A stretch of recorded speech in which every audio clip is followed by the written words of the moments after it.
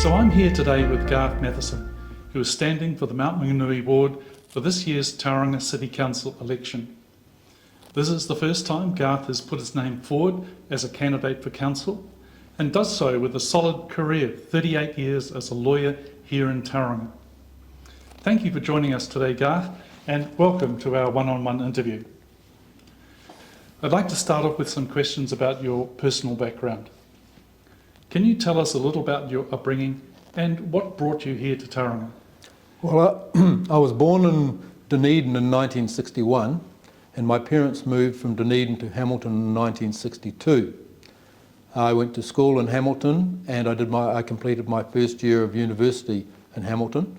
Following on from that, I went to Auckland Law School at Auckland University. I graduated from Auckland Law School in 1985. I completed my bar exams and was admitted to the bar in 1985, and I began work here for one of the big law firms in Tauranga in January of 1986, and I've been here ever since. So what inspired you to pursue a career in law?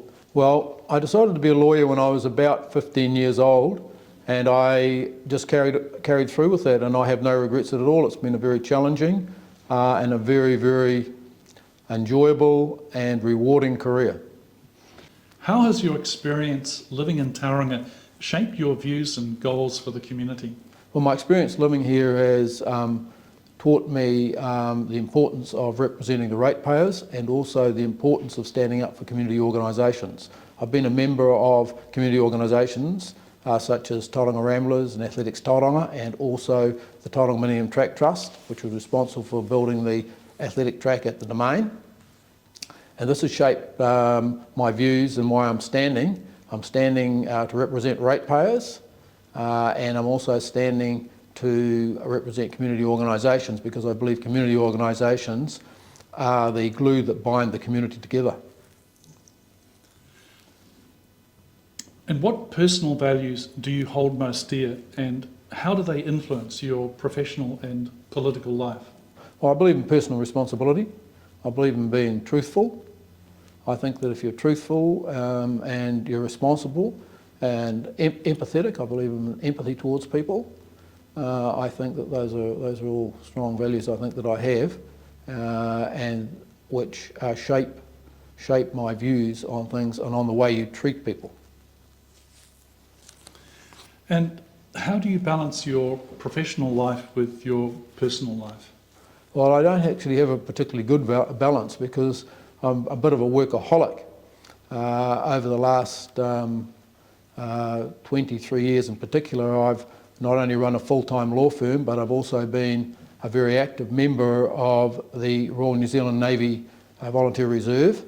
I've completed 2 overseas operational deployments. I've also completed many domestic and international military exercises. I've thoroughly enjoyed my time in the Naval Reserve, and so on some years I've done as many as or up to 70 days, I think, in one year, and that means that's another 14 weeks of work time on top of running a full-time law firm. So, but I do balance that out. I do go to the gym, and I do go to the gym and doing a bit of rowing. Well, I do rowing now, and a bit of cycling, and a bit of hanging up there to try and stretch out my back a bit. So I balance those. I also look after my 95-year-old mother. I stay with her 3 nights a week. Tragically this year my lady Annette passed away, but I used to really enjoy going out with her and to the different social functions, and she introduced me to different things like down a historic village where they have concerts and art exhibitions, not things that I've gone to before, but so I enjoy myself doing those things. So moving to your professional career, can you describe your journey and experiences as a lawyer in Tauranga over the past few decades? Right, well, I arrived here in January of 1986, and I worked for a major law firm here for 7 years. I did a variety of work, primarily solicitors' work, including some council jobs as well, which included opinions, and also I can remember working on service lanes and things like that as well. Then in April of 1993, I began my own law firm. and I primarily do solicitor's work there. I've had a number of secretaries, but two in particular, one who's been with me since I began in 1993, apart from a few years when she was away, and the other who joined me in 1998. How do you think your legal background will influence your approach to governance if you're elected to council? Well, I think through the research skills, also thinking objectively about different sides' positions on things before reaching decisions. Although I'm an advocate for certain things, I believe I'm also objective enough and flexible enough to be able to change my mind if I think a good argument is put up. So what skills have you developed as a lawyer that you believe are directly transferable to a role in local government? Well, I believe skills I've developed in respect of reviewing contracts and advising clients on contracts before they are proceeded with. For example, I would like to see in council contracts a P95 rating before any project work is carried out. Now, a P95 rating would mean that there was a 95% probability that the project will be completed on budget. I would also like to see inserted into contracts a penalty provision that if contractors don't complete a job within a reasonable timeline, then they must pay a penalty on a daily basis to the council until that job has been completed. Moving on to community and public service, what motivated you to run for the Tauranga Council in 2024? Well, between 2003 and 2009, I was the chairman of the Tauranga Millennium Track Trust. The trust raised $1.7 million and constructed the all-weather athletic track at the Tauranga Domain. About 18 months ago, I got a phone call from the current chairman of the trust who said that there was a problem and that the council were proposing to demolish the track and move the track, and he asked me to come along and assist. So I came along and I got involved in the trust again, became a trustee, and I was involved in the protest at the Domain and also the public meeting at a racecourse to oppose the construction of the stadium and the movement of the track away from the Domain. Then my interest grew and I wanted to know why the 2022 election had been cancelled. So I carried out research into that matter and my interest in these issues has just grown. If you are elected to council, how do you plan to engage with and listen to the concerns of Tauranga residents, in particular those in your ward, Mount Maunganui? Well, I intend to be available by appointment and I was thinking also of putting aside Saturday mornings to meet with constituents. If you're elected, what are your top priorities for Tauranga and how do you plan to address them? Right, well, my first and number one priority is to repeal and replace the long-term plan, because if that is not repealed and replaced, rates will increase 164% in the next 10 years and the city debt will increase from $1 billion to $3 billion in the next 10 years. I also want to reverse the decision to increase the height restriction at Mount Maunganui. I want to liberate the restrictions on traffic at Lynx Avenue and also Central Parade shops. And I want to address, as best I can, the air pollution problem we have at the Mount. I also want to represent community organisations, and this is one of the major pillars of what I've stood for.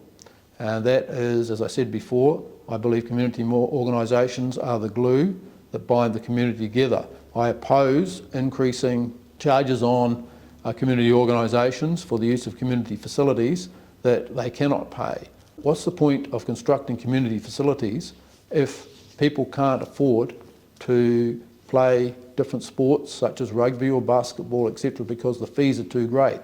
Sports and community activities of all sorts should be for everybody, not just for people who can afford to pay.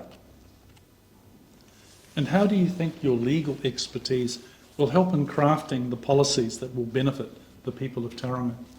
Well, I think my background as a lawyer has taught, as I said before, has taught me to research the facts, to make decisions that are reasonable and objective, and also because I think I've got an empathy towards the community as a whole, and I'm willing to listen to the community. I think that I will assist in making sure that community views are put forward and that we end up with a long-term plan that reflects what the community want, what is sensible and what is affordable. Can you discuss any previous involvement you've had with community projects or local government initiatives?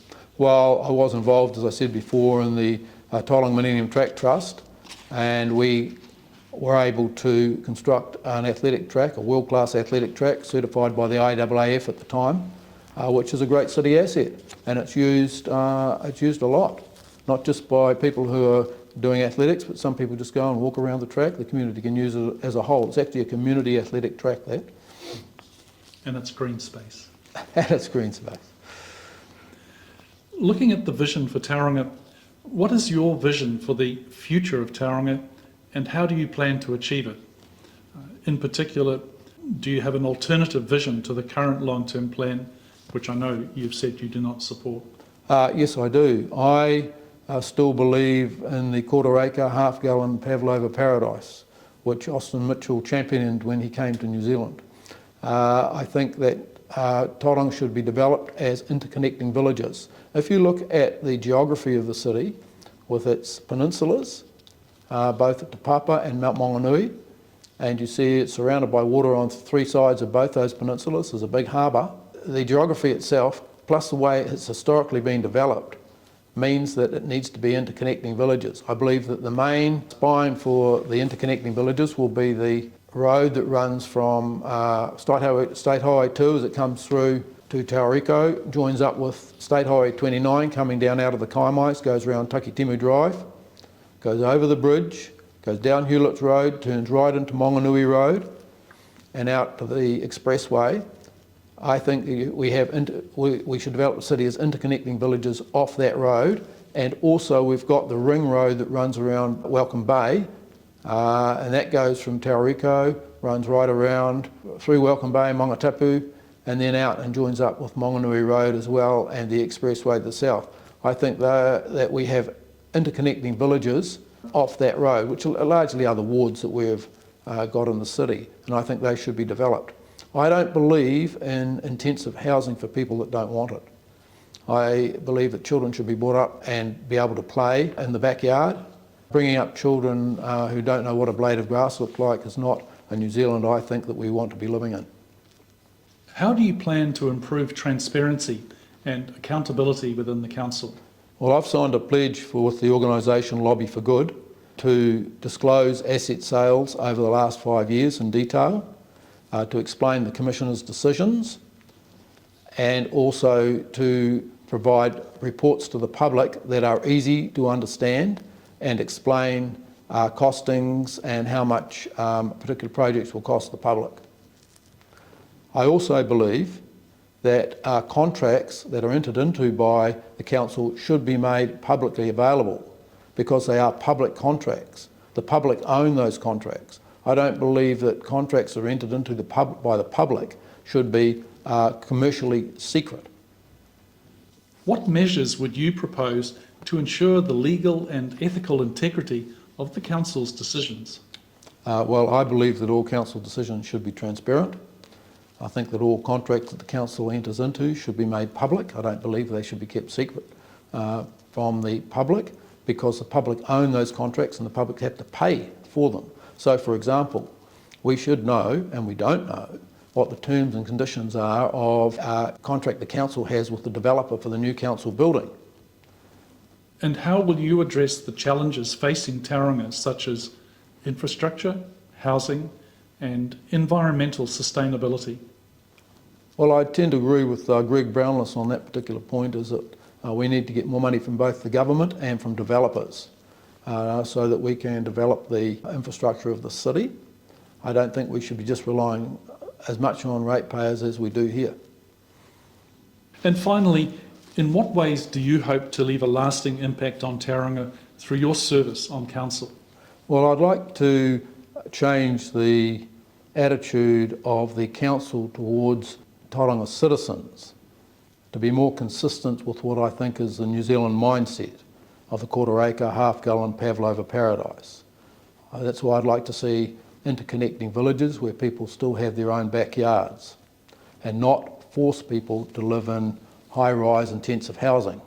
I'd like to see a major improvement in our roading. I do not support bicycle lanes and lanes only for buses on main arterial routes. I think they need to be removed. I also do not support blocking roads like Link Avenue or Heath Street over at Mount Maunganui.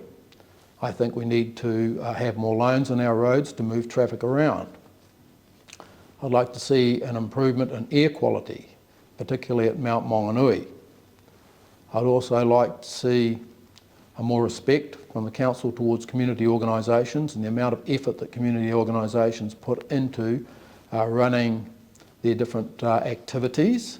I believe that BVL, which is Bay Venues Limited, needs to be reformed, either by being taken over by the council or putting on as new directors people who come directly from community organisations. So to summarise that, I'd like to see the council being more transparent and receptive towards the Tauranga community. Well, that's a wrap for today. Thank you for spending this time with us here on 1-on-1. All the best for your canoncy and council, and hopefully we'll see you again soon. Right, thank you for that.